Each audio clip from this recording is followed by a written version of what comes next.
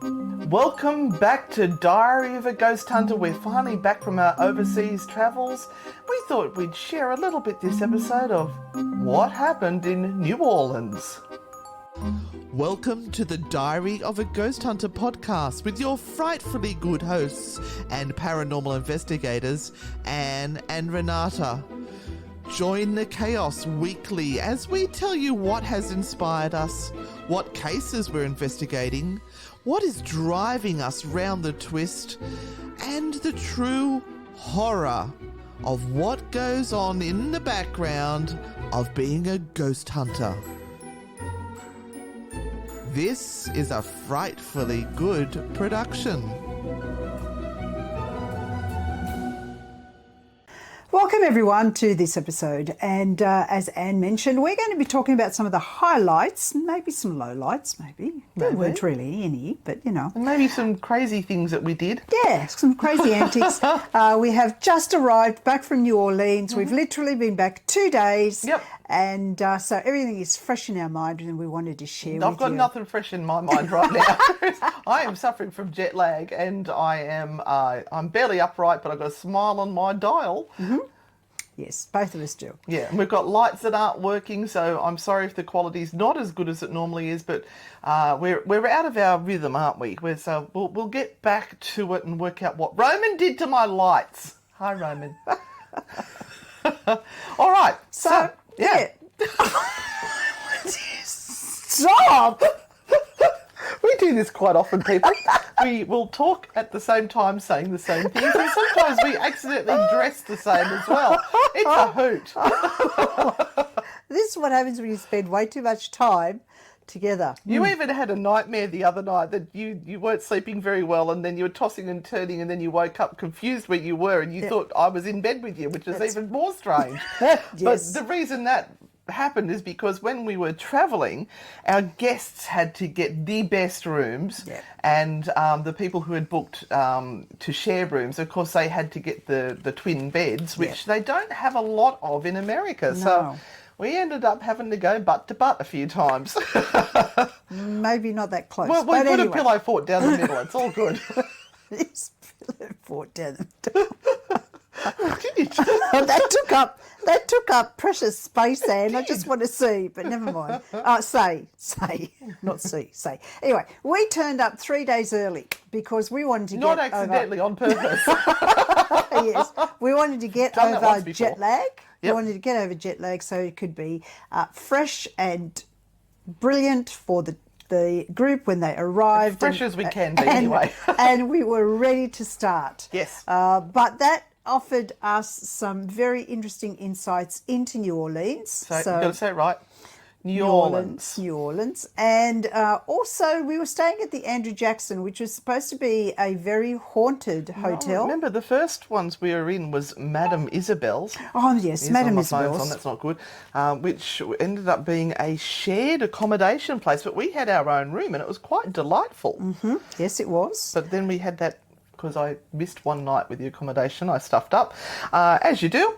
So we snuck in the Andrew Jackson. The Andrew Jackson.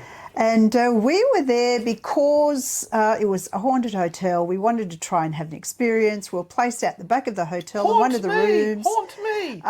Really, the only thing we got literally happened within the first few minutes we were there, in that we heard a knock on the door, and we went to the door and there was no one there. And we've actually got like curtains on the door so you can see if there's somebody at the door. And there was no one. There was no one there. That was interesting. So that was probably about the most interesting thing that happened at the Andrew Jackson. But we got to talking to the concierge there, the gentleman at the front desk. Hello, Christopher. And Christopher became a very good friend of ours very quickly. And as we found out in New Orleans with the Southern hospitality. Yeah. Wow. And as Anne was talking about why we were there in New Orleans and what we were going to be doing, he became quite fascinated and said, "You should come over to my place because I think our place is haunted." And we've gone, "Oh yeah, yeah, that'd be cool, as we did, and we walked off. People say that to us all the time. You come over to our house and tell us what's happening. So, yeah. We walked off and did what we were needing to do that particular day. And as we were coming back, I mentioned to Anne, I said, the Christopher still is on duty. So he might actually mean that he wants us to come over. But, we kind of said, we're not going to push it because, like you said, people ask this of us all the time and then they don't follow through. So, we'll just play it by ear. Of course, as we walked in, he is ready. I have contacted my better half. We've organised everything. I want you to come over. He's so excited to meet you both. He said, "Are you sure you want two fat white old ladies over at your house?" And he's going, "Yeah, come on over." So, at the allocated time, he has rocked up to the front of the hotel and come on in, come sit down in the car. So we've gotten into the car. And he's driven off, and on the way he says, I've got to stop for a bottle of wine for my partner. That's fine. And he's gone off, and I've just looked at Ed and I said, we've still got time to He's left the car running. Should we go? What are we doing? We're getting into the car with someone we don't know. Stranger. Oh, what are we doing? But we decided to stay. We kind of thought, what could go wrong? Oh, 1,000 things. But we ended up... He was also in a big black van, which was like, come and take us away. We ended up heading over to his place and were greeted not only by his partner, but by the next door neighbours. Yes. And we all sat down and started to have a huge chat. And I think at a number of moments during that chat, and that's going to be a highlight. That's going to be We're doing a whole episode because I whipped out my camera and asked permission, could I film it, which I did get permission. Now, there is a fountain in the background, which is very annoying, but you just only hear it when I'm pointing the camera at them. But the story that unfolded is fascinating. It's absolutely fascinating. Profound. And not only were we gifted the opportunity to go through their home, but we actually also were gifted the opportunity to go through the neighbour's home. And they were living in a place that historically was very significant. Mm-hmm. Awesome history about that place. And it was a privilege, an absolute privilege to be there and to talk to them about everything. And they took us out the front, and there was plaques out there that were showing the history of the location, and it was very significant. There were, I can tell you a little bit, but I don't want to go too deeply. It was the location where the slave ships first came into New Orleans, and they had pens there that they were all herded into and sold on this location. So to hear these two beautiful African-American men telling their story of what was happening there, but also their history and the history of the building, how that all connected was... Yeah, it was profound. And look, what we've done is we've asked Steve to prioritise this episode, and we're going to try and get it out for Halloween because it changed us. We were listening to a culture that we were totally unfamiliar with. We'd only read about it in history books or seen it on TV and shows, and to hear it coming from the mouths of the people who were, their ancestors were there. Yeah, the ancestry of it. Wow. Truly profound. Yes, we were absolute nutters for getting in the car with someone we just met, but what a gift we were given. Yeah. And I think we still had jet lag. I don't know why we did that, but I'm still so grateful that we did. Because we trusted this person. Well, he's the concierge at the Andrew Jackson. I actually sent messages to people saying, if we go missing, ask Chris from the Andrew Jackson what he did with our bodies. we trusted him. And we did. We had a good vibe. And so we had this really profound thing happen within the first few days that we were there. And that sort of set the goalposts, I guess, for every other experience that we had. So we then moved in with the rest of the group. The group arrived in bits and pieces if we're yawning. over the last over the next day or so until everyone was there. We had our dinner where we sort of get to meet everyone and say hello. Where was our dinner? Our inaugural dinner where the whole group came together? I can't remember. You can't remember? No, I It can't. was very significant because it was on a boat. It was on a paddle steamer boat on the Mississippi River. No, it was not. No, we were at the restaurant. That was the pre-dinner. That was the pre-dinner. The Sorry, night that we all came together. Ah, right. Yes. That's correct. I'm jumping ahead. On the paddle steamer. Yep. Yeah, and you actually normally would not get on a boat at all because your seasickness is awful. Yep. But in this case, you braved it because you figured it's going to be fairly flat. It was a paddle steamer, not going terribly fast. And you had the biggest grin on your face from ear to ear. I sent a photo to her husband saying she's on a boat. He said, "What did you do with my wife?" Yeah, it was good. It was fun. And it was so amazing to be there with people who we knew a few of them personally.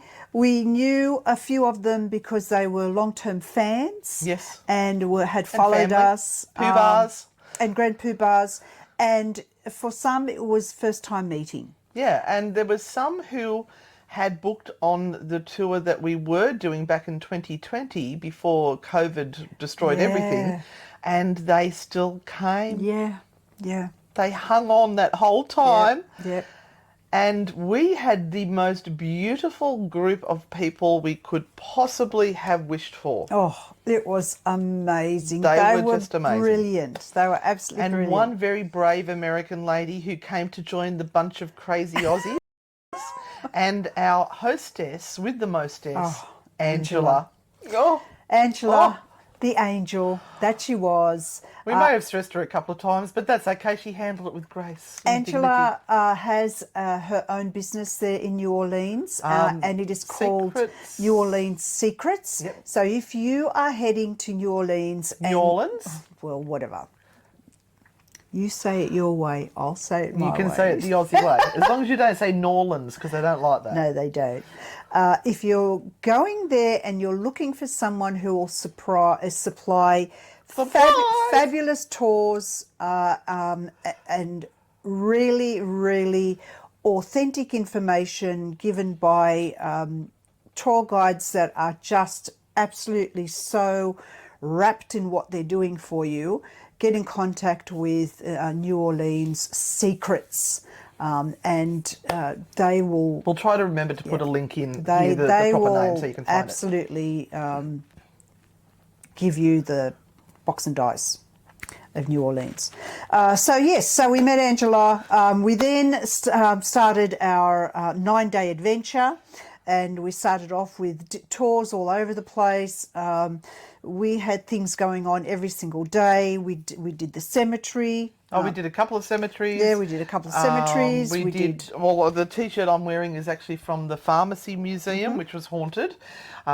We did some voodoo workshops. We got to meet Robbie. Can't remember how you say it. Robbie, He's apparently quite famous on YouTube. A voodoo high priest, and he changed our lives. Again, it was another life-changing moment, and that is available on YouTube because he gave me permission to film live. He actually said he wants his message to reach more people. Yeah. So please film him. Please go watch it. You will just be blown away by the words that he offers. He talks about traditional voodoo, and he talks about what they actually do and why they do it, and dispels a whole lot of rubbish stuff that's talked about, the faith that he has and the spirituality that they rely and depend on to see them through. And it was a joyous opportunity to be there with a whole lot of other people because it was a large group. And he took us around a park area where they go every week and they do this ritual of giving back to the earth. And he said, now, this is not normally something that I would do for groups, but because of Angela. Because of Angela. We got to spend a couple of hours with Roby, and he just transformed all of us. It was another one of those mind-blowing moments in time that actually changes you as a person. Yeah, and then he gifted us all a gree bag. Yes. Which is a little pouch full of different spices, herbs, some rice, which is all tied up very tightly in a knot, maybe some oils and things in there. What was the one you received? Can you remember? No, Oh, I thank can't. you, Roman, who's banging out the back there. Mine was to do with intuition and psychic abilities, which I thought was interesting. Yeah, I think I asked for...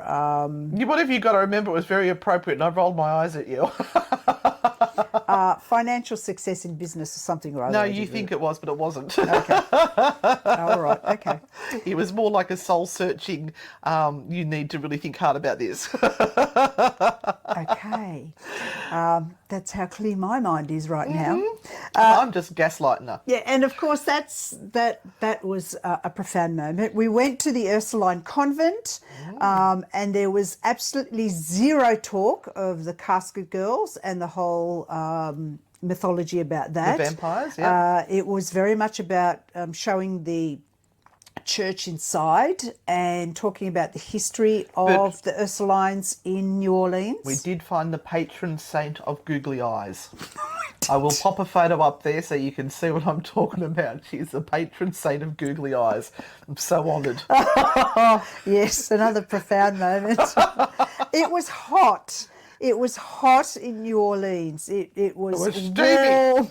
It was warm. It was steamy. And we're cranky old ladies. It didn't go down too well. And there were lots of people everywhere. We got to see the Jewellery mansion from the outside. No one goes inside. Nope. It is privately owned, and so it's all blocked off. We got to see a lot about Nicolas Cage. We got to see a lot about, yes. Because and his misfortunes. Yes, he owned the Jewellery mansion for a little while. He also has a huge pyramid in one of the cemeteries built, and we were all concocting little mythologies about what he has hidden in there, which is all the famous stuff that because he went bankrupt because he had a problem with his tax deduction. So they're not allowed to take your burial plot. That's one of the few things they're not allowed to take from you. So we think that he's actually got his fortune stashed away in there. Yeah. Now, we also met a vampire lady, a lady that writes books and information about vampires. And the most interesting thing I heard her say, we also had absinthe during that whole conversation. So I'm not sure how much actually went in and out the other ear.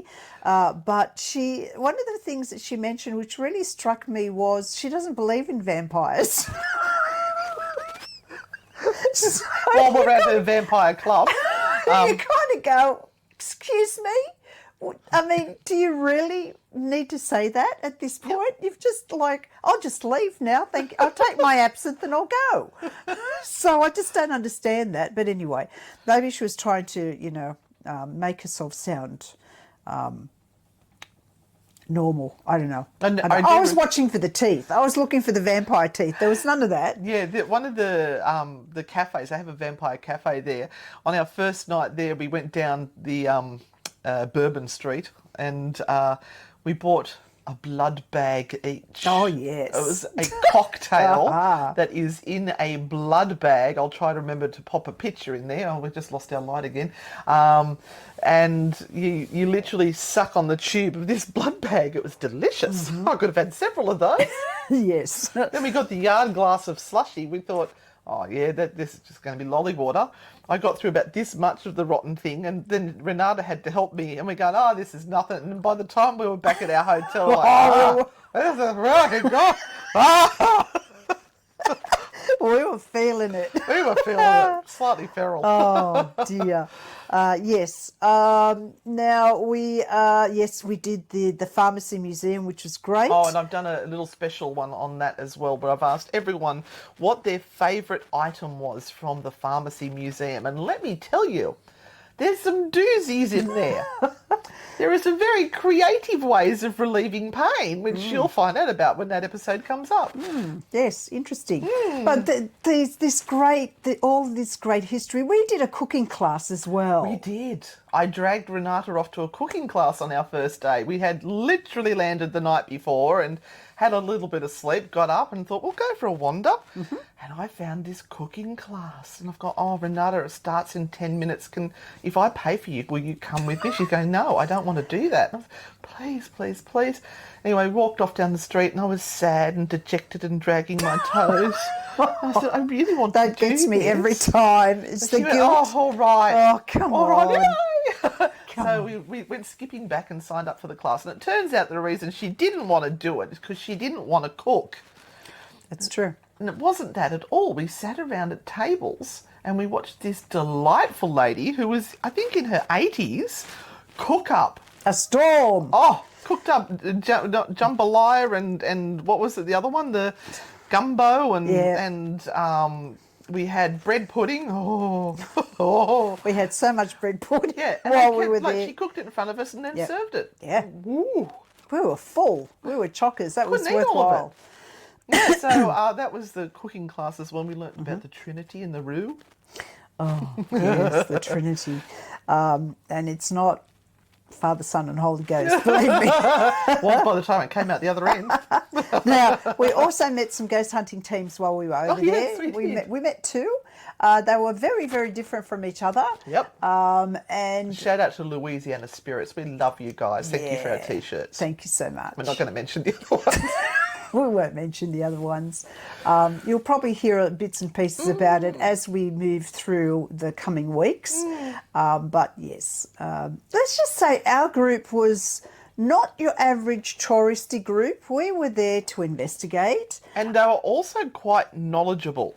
Many of them knew how to ghost hunt, knew what the equipment was, how it's used properly. Yes. Because they'd start off going, oh, so do you know what this is? It's a K2 meter. And they'll go, yes. They'd hold up a cat ball. Do you know what this is? Yes, it's a cat ball. And then they got out the tripwire and they've gone, do you know what this is? I said, yes, mine's bigger than yours though. Oh, and that upset. Oh, that did not go down well. Riled them up. And we, they were using a homemade SLS X-Cam, not the one that Bill made, but it's the one where they just get the guts of an Xbox and create something from it. And you get a lot of false readings with those. It will map anything into a figure. And if you are, not saying that they did this, but if you were running a ghost tour and you knew how to get to a location and angle the camera correctly, you knowing that it's going to get a stick figure, like just move it down a little bit, just angle a bit. Oh, look, you've got a ghost there. Oh, it's gone. Yeah, you must have moved. And she's not saying that they did that. Didn't saying they did that. But that you've just got to be careful with those cameras, that you understand that they can give you false readings. Right. And it doesn't help when they start off talking about demons and all that sort of stuff. Yeah, exorcisms, because that's not our cup of tea. Yep. And we went to the plantation. So we went to the Myrtles and we went to Oak Alley. They were fantastic. Really super experiences. And both of them were very different. Very different. One very different from the other. We found at Myrtles that they spoke nothing about the enslaved history. Now they do call it enslaved, the enslaved, not the slaves. Yeah. They were people who were enslaved. Though Myrtles kind of kept very, very quiet about that. Oak Alley was a little bit more forthright and open, plus the fact that they've got a whole exhibition that is dedicated to the enslaved that were there on the property. So it was quite different. We did get to do investigations at both sites. They were private investigations that we did. So we did one at Myrtles in one of the oldest cabins. So on Mysterious the site. Adventures had booked out all of Angela had booked out the rooms in the main house of the Myrtles, which are the haunted rooms, plus the caretaker's cottage as well. And it was at that stage that Angela said to us, so do you want to stay in the main house, the haunted rooms, or do you want to go out to the garden rooms? And I'm going, I want to stay in the haunted rooms. And Renata's going, we can't. It's got to go to our guests. They've paid a lot of money to come and do this. We can't do that. I'm going, I really want to. I really want to.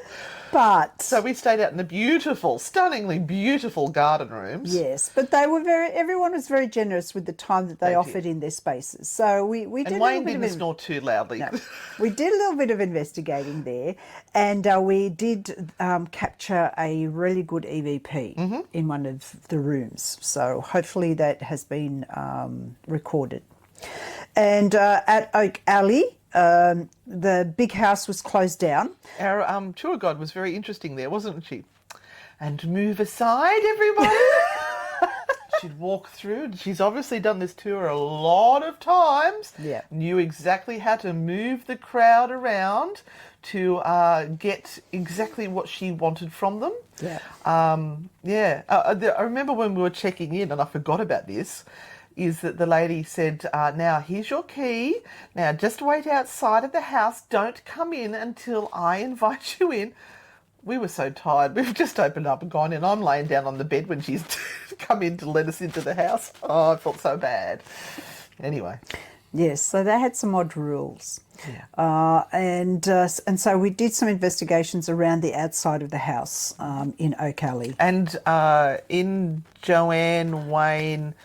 Yes. And Jodie's room. Yes. House, because they had some of the slave quarters, the enslaved quarters that they were sleeping in, the original buildings that they have fitted out and made into accommodation. And that's where we got the good EVP. Got an EVP there, yeah. So that was really great. I had a really interesting experience at the Myrtles. And we're just checking time because we don't want this to go for too long. Yes, we've got the radio show tonight. So we will be finishing up. And I know there's not a lot of left on the battery on the microphones too. And they tell the story about the ghosts at the Myrtles and that they love to take jewellery. They love to take jewellery. And we went, oh yeah, blah, blah, blah. And there's a cabinet there with bits and pieces of jewellery in it. And we were all wondering what that was all about until kind of we understood that those two things went together. And this cabinet full of jewellery pieces was all the bits and pieces of jewellery that they'd found lying around after guests had gone. In weird places. Yeah. And didn't think much more of it. And one of our lovely people who was on the tour, Lita, had a beautiful necklace that was very, very personally very precious, special to her. And she had a little jewellery box that she brought with her. And every night she'd take this necklace off and place it in the jewellery box and put it in a special place. And one morning she woke up, went to the jewellery box to put the necklace back on, and it wasn't there. Oh my God, where could it be? And so they've searched the whole room, searched everything, couldn't find it anywhere, did another search as you do, and then you start looking at all the weird places that you normally do when you're frantic about finding something.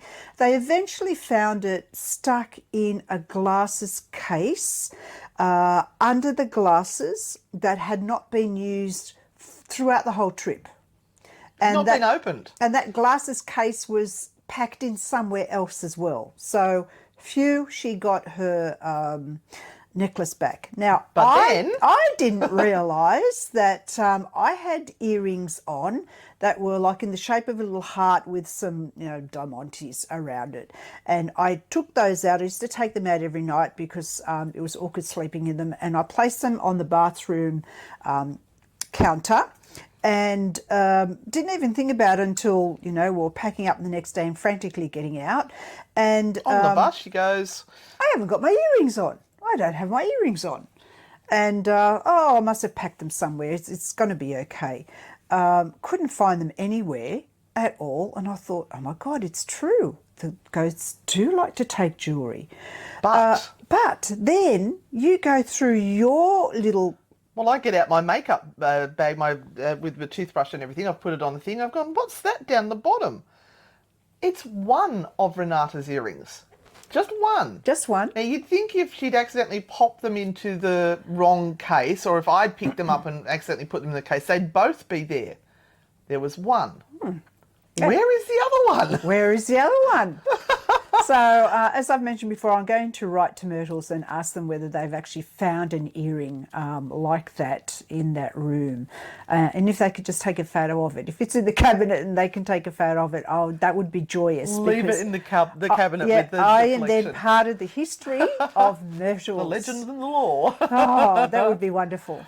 But yes, we have lots more stories that we can share, but that's all we're going to tell you today because I think we've come to about the end. But you can actually join us on our next adventure to Ireland. Yes. We are heading off to Ireland in March and we have announced the official itinerary. We are going to be at Leap Castle. We are going to, I think it was Malahide. We're going to our favourite place, Muckross. Yep. Love Muckross. We're going to a fairy fort. We're going to Galway for St. Patrick's Day. We are actually going to be also going and visiting. My dog just came in. Visiting St. Bridget's Well. Oh. And We're going to make cluties. the whole thing is so chock-a-block packed with things to do that it's astounding. No one can look at that itinerary and say, there's nothing there that, you know. We are going to be on the 17th of March, St. Patrick's Day, in Galway. We're going to be part of the St. Patrick's Day shenanigans. She just didn't hear that I said that, but never mind. Never mind. I did say that, Anne. Did you? I did. Obviously, it wasn't said with such passion like myself, because I found it far more invigorating when I said it. Okay, all right, fair enough. But if you do want to join us, the Mysterious Adventures. Mysterious Adventures, we will put a link in with this podcast episode. It's just $100 to mark your spot, and then you can pay it off. First in, best dressed. So there is a payment plan that is available. It's very, very good. It includes virtually everything on that 9-day or 10-day itinerary. They get you from the airport to the hotel, and then they get you back at the end, Yep. and it's all the transfers, all the entry into everything we're going to. I think it also includes all the breakfast for this one. All the breakfasts, Yeah. and a one dinner at the very beginning and one dinner at the very end. And us. And all you need to then just look at is your airfares, and that is your and choice. your insurance. Yep. And your insurance. So please, please, please, if you are interested, get in contact with us, and we will put you through to Maria at Mysterious Adventures and come on this tour with us. It is spectacular. And everyone has so much fun. If you just look at the videos and the pictures of our New Orleans one, you'll see what a hoot everyone have. But we've got to get out of here, Renata. Yep. We've got to go do Spooky Sunday. So thanks for being patient and waiting for the new episode to come out. Hopefully we'll get them out every week now for the rest of the year with any luck.